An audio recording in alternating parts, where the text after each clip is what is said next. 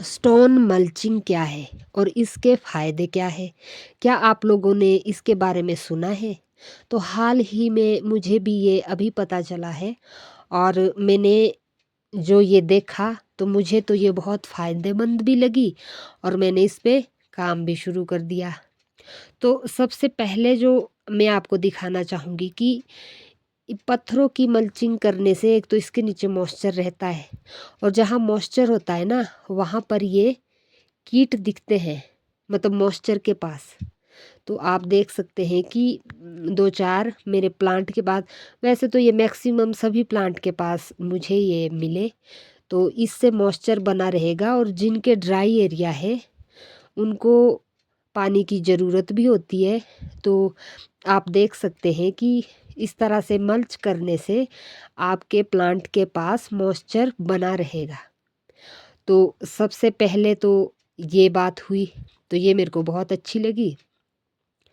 तो दूसरी बात ये है कि आजकल जैसे पाला पड़ना शुरू हो गया है, तो जब भी पाला पड़ता है तो वो आपके मिट्टी के इधर-उधर पड़ेगा, पत्थरों के नीचे नहीं पड़ने वाला। तो अगर इस तरह से ये पत्थर लगे होंगे तो ये हमारे पौधों को पाले से भी बचा सकते हैं। तो दूसरी बात ये है, और जो तीसरा मुझे इसका फ़ायदेमंद चीज़ लगी, वो ये है कि जब बरसात में घास लगती है और अगर हम पत्थर की इसकी स्टोन की मात्रा ज़्यादा रखेंगे तो शायद यहाँ पर घास कम उगने वाला है। और चौथी बात ये कि जितना भी हमारा ये 1 डेढ़ फुट का एरिया होता है ना प्लांट के इर्द-गिर्द, उसको हम मतलब ना इसकी गोड़ाई करते हैं और बिल्कुल इसको ठोस रहने देते हैं। अगर हम इसे मुलायम करेंगे तो जो हमारे कीट होते हैं वो मिट्टी के नीचे जड़ों तक घुसने में उनको आसानी रहेगी, तभी हम इसे ठोस रखते हैं। तो इस तरह से ये नमी भी बरकरार रखेंगे और इसमें ठोस अवस्था भी रहेगी। और इसमें ऐसा नहीं है कि हम मतलब खाद नहीं डाल सकते, क्योंकि 1 डेढ़ फुट के एरिए में ना तो हम गोबर डालते हैं और ना खाद डालते हैं। तो मेरे को ये बहुत फ़ायदेमंद लगी और मैंने हर प्लांट में इस तरह से इन्हें मल्च कर लिया है। क्योंकि जब हमने लहसुन लगाया था ना, तो मेरे को एक आदत है बार बार पत्थरों को इकट्ठा करने की। तो वैसे भी मैंने ये पौधों के पास वैसे ही फेंक दिए थे। तो जब भी जैसे ही मैंने ये वीडियो देखी और इसके बारे में जाना, तो मैंने सोच ही रखा था कि मैं अब इन्हें फेंक देती हूँ। तो मैंने इन्हें फेंका नहीं और इन्हें अपने प्लांट के पास मल्च कर दिया, क्योंकि मेरे को तो इसके फ़ायदे ही लग रहे हैं।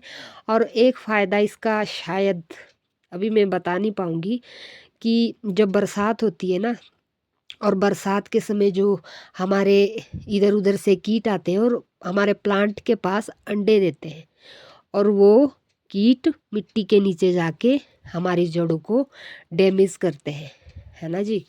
तो वो होता कब है? जब हमारी मिट्टी नर्म होगी और वहाँ पे मॉइस्चर होगा। तो ऐसा तो होने वाला नहीं है कि कीट डायरेक्ट उड़कर मिट्टी के नीचे जाएँगे।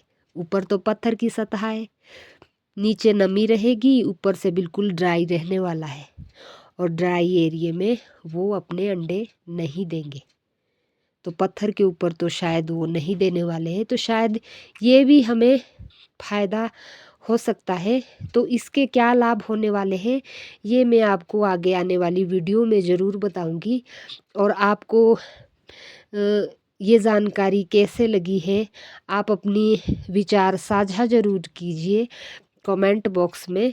और अगर आपको इसके बारे में आगे भी जानकारी लेनी है तो आपको मेरी वीडियोस को देखना होगा और पेज को फॉलो करना होगा, वीडियो पे बने रहना होगा।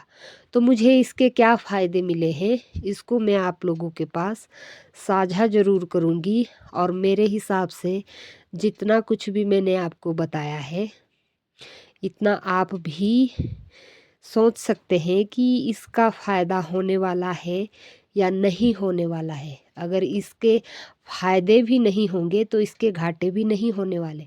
क्योंकि अगर हम घास से भी मल्चिंग करते हैं ना, तो घास भी हम बिल्कुल प्लांट के पास नहीं लगा सकते, क्योंकि उससे सड़न आ सकती है और पौधा डैमेज भी हो सकता है। हम घास की मल्चिंग भी थोड़ी सी दूर करते हैं।